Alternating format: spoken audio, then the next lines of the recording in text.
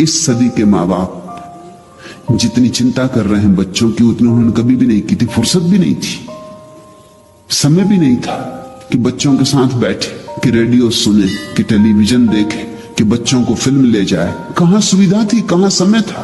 रोटी रोजी पूरी नहीं हो रही थी, बच्चे जल्दी ही प्रौढ़ हो जाते थे। ये तुमने ख्याल किया?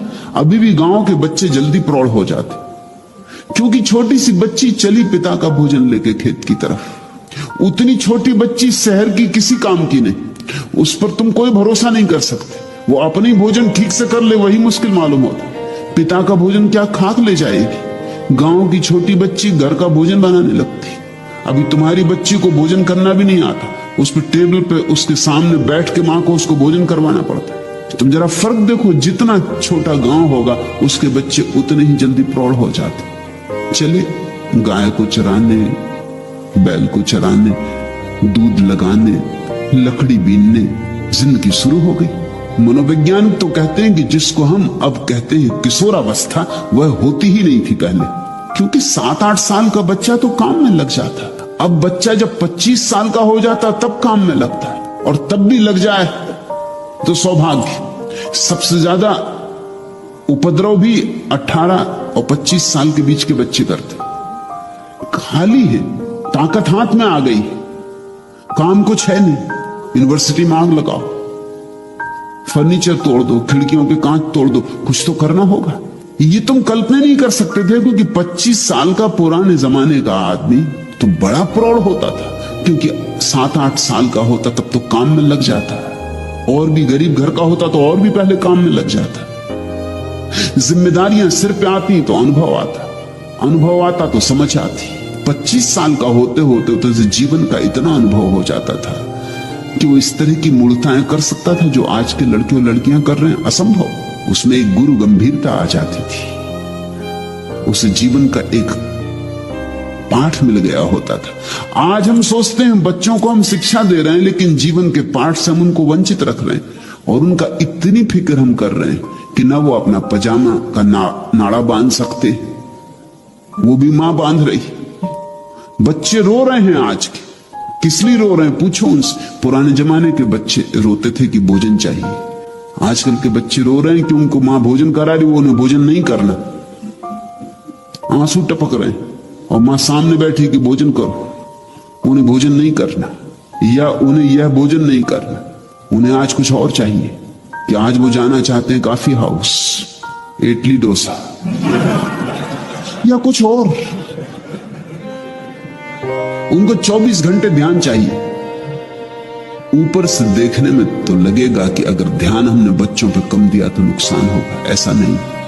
और भी एक बात तुझसे कहूं कि अक्सर हम बच्चों पर ध्यान देते हैं जब बच्चे बीमार होते, परेशान होते, रुग्ण होते। वैज्ञानिक हिसाब से जब बच्चे रुग्ण होते हैं, परेशान होते हैं, बीमार होते हैं, तब बहुत ध्यान नहीं देना चाहिए, क्योंकि ध्यान का गलत संबंध जुड़ रहा है। बच्चा बीमार है तब मां उसके पास बैठकर सिर दबा रही। अब जब भी इस बच्चे को भविष्य में सिर दबाना होगा, ये बीमार हो जाए। बच्चों पर जब वे रुग्ण हो तो उनकी सेवा करना, लेकिन ध्यान मत देना। इन दोनों में बड़ा भेद है।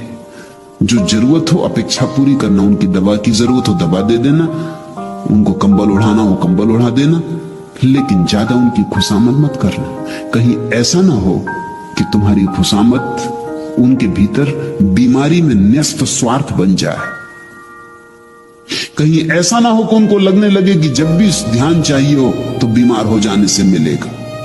मनोवैज्ञानिक कहते हैं कि दुनिया में 70% बीमारियां मानसिक हैं। 70% बड़ा अनुपात है, और ये 70% बीमारियां ऐसी हैं जो तुम चाहते हो कि हो जाए। तुमने देखा परीक्षा के वक्त बच्चे बीमार हो जाते, परीक्षा के वक्त सारी दुनिया में बच्चों की बीमारियां एकदम बढ़ जाती, क्योंकि बीमारी सुगम उपाय है बचने का। परीक्षा देने की जरूरत नहीं, बीमार है। या अगर देनी भी पड़ी परीक्षा और पास न हुए तो भी कोई ये नहीं कह सकता कि कोई हमारी भूल हुई, बीमार थे। या अगर तृतीय श्रेणी में आए तो भी चलेगा, क्योंकि बीमार थे, क्या कर सकते हो।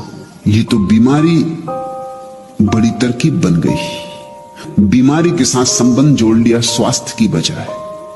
मेरी अपनी देशना तो यही है कि जब बच्चे स्वस्थ हों, चाहो तो उन पर थोड़ा ज्यादा ध्यान दे देना, मगर जब बीमार हो तो ज्यादा ध्यान मत देना। ध्यान को स्वास्थ्य से जोड़ने दो। जब बच्चे मस्त हो, आनंदित हो, उनको गले लगा लेना, लेकिन जब बीमार हो तब कंबल ओढ़ा कर उनको सुला देना। ये कठोर मालूम पड़ेगा, ऊपर से तो कठोर साफ ही लग रहा है, लगेगा कि मैं कोई उल्टी बातें सिखा रहा हूं। ऐसे में उल्टी ही बातें सिखाता हूं। लेकिन जब बच्चा बीमार हो तब उसे कंबल उड़ा के सुला देना, दवा पिला देना, बस ऐसे जैसे नर्स करती। उस वक्त मातृत्व मत दिखलाना, सुविधा हो तो नर्स ही रख देना, वो ज्यादा अच्छा। लेकिन जब बच्चा प्रसन्न हो, आनंदित हो, तो कभी उसे गले भी लगाना, उसका हाथ में हाथ लेके नाचना भी। उसका स्वास्थ्य में रस जोड़ो ताकि जिंदगी भर उसका रस स्वास्थ्य में रहे, बीमारी में ना हो जाए। दुनिया की 70% बीमारियां समाप्त हो सकती हैं अगर हम बच्चों का संबंध स्वास्थ्य से जोड़ दें।